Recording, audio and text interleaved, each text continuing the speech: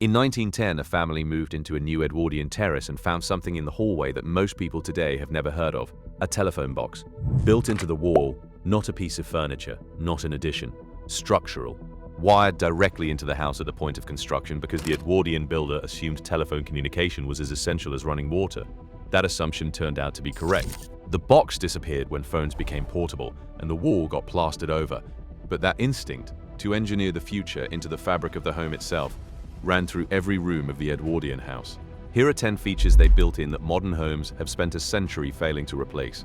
The built-in telephone niche was standard in Edwardian construction from around 1905 onwards. A small recessed cavity in the hallway wall, usually tiled, with a dedicated hook for the handset and a shelf for the directory. The logic was simple. Telephone cables were fixed infrastructure. The phone was not going to move, so the house was built around it. When cordless phones arrived in the 1980s and mobiles finished the job in the 1990s, the niche became useless and was plastered over or turned into a display shelf.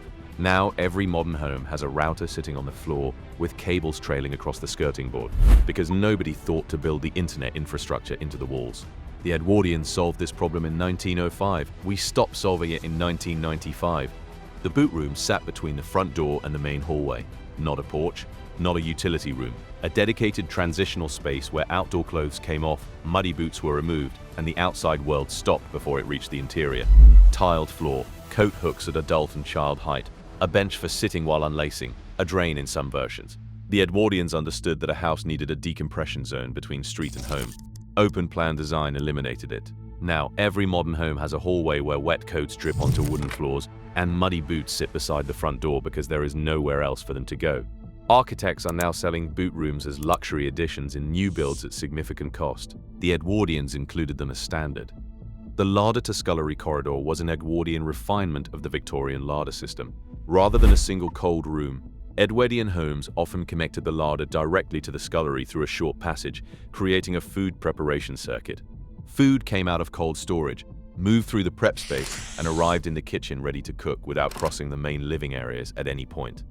The logic was about contamination and efficiency simultaneously. Modern kitchen design consolidated everything into one room and called it progress. The result is a space where raw meat sits beside finished dishes and food prep happens on the same surface as everything else. The Edwardian circuit kept each stage of food handling physically separate. It was not squeamishness. It was food safety before food safety had a name. The picture rail survived from Victorian homes into Edwardian ones, but the Edwardians added something the Victorians hadn't standardized: the dado rail below it and the plate rail above the fireplace. 3 horizontal lines running around the room at different heights, each one serving a different function. The dado rail protected plaster from furniture impact. The picture rail carried artwork without nail damage.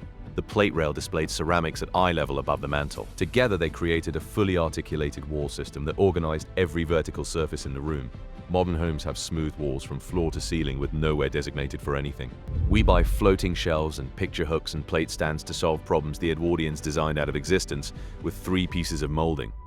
The Edwardian bathroom introduced something that has been quietly disappearing from British homes ever since: the separate toilet.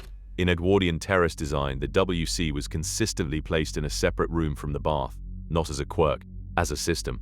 A household of 5 people sharing one bathroom could have one person bathing while another used the toilet without conflict. The rooms were small, but the separation was absolute. Post-war housing economics pushed the 2 rooms together to save space. The combined bathroom became standard. Now a family of 4 shares a single room for every function, and the morning becomes a queuing problem. Architects selling homes with separate WCs market them as premium features. The Edwardians put them in every terrace they built, regardless of price point. The Edwardian house almost always had a morning room on the ground floor and a separate drawing room for evening use, not the same room. 2 distinct spaces calibrated for different times of day and different kinds of social interaction. The morning room faced east to catch early light and was informal, where the family actually lived. The drawing room faced west for afternoon and evening light and was formal, where guests were received. The orientation was not accidental. It was solar design built into the floor plan. Modern homes have one living room facing whatever direction the plot allows, lit by overhead lighting regardless of the hour. The Edwardians used the movement of the sun as free infrastructure and built their social lives around it. The Edwardian scullery evolved beyond its Victorian predecessor in one specific way. It almost always included a built-in copper boiler, a fixed vessel, usually set into the corner, with a firebox beneath it for heating water. Washing happened here. Not in the kitchen, not in the bathroom. In a dedicated room with a dedicated appliance built into the fabric of the house. The copper boiler disappeared when electric washing machines arrived in the 1950s, but the machines arrived without a room to put them in because the scullery had been designed out of new builds by then. British homes now have washing machines in kitchens, in bathrooms, under stairs, anywhere they will fit, because the dedicated laundry space was eliminated before its replacement was designed. The coal cellar in Edwardian homes was more sophisticated than the Victorian coal hole. Rather than a simple drop from street level, many Edwardian terraces had a properly floored and shelved cellar with a chute for delivery and a separate internal access door from the kitchen passageway. It was organized storage for fuel, sized to hold a winter's supply, positioned to minimize carrying distance to the stoves that needed it. When coal was replaced by gas and electricity, the cellar lost its purpose and was either sealed or converted to storage. Modern homes have no equivalent dedicated fuel or utility storage. Boilers sit in cupboards, meters are hidden behind panels. The infrastructure of the home is distributed and improvised rather than deliberately housed. The Edwardians gave their infrastructure a room of its own. The Edwardian garden had a feature that appears in almost no modern housing development: the kitchen garden wall. A high brick wall running along the rear boundary, south-facing, absorbing heat during the day and radiating it through the night. Espalier fruit trees were trained flat against it. Vegetables grew in the warmth of the thermal mass. It was passive solar horticulture built into the property boundary. Modern housing estates have timber panel fences that rot in 7 years, provide no thermal mass, and support no food production. The walled kitchen garden exists today as a feature of country houses and historic estates. The Edwardians put a version of it behind every terrace they built. The Edwardian staircase almost universally included a storage cupboard beneath it. Not a shallow coat cupboard, but a properly accessed room, often with a window where the stair met an external wall, used for everything from wine storage to children's toys to a second larder. The space under the stairs was treated as a room, not a cavity. Modern builders use the same space for a cloakroom or leave it as triangular storage accessed through a small door. The Edwardian version was functional, lit, and properly integrated into the house's storage logic. Now the space under the stairs is either wasted or converted at significant cost into something the original builder included as standard. 10 features, 10 problems solved before most people alive today were born. The Edwardian home was not built for a simpler life. It was built for a more demanding one.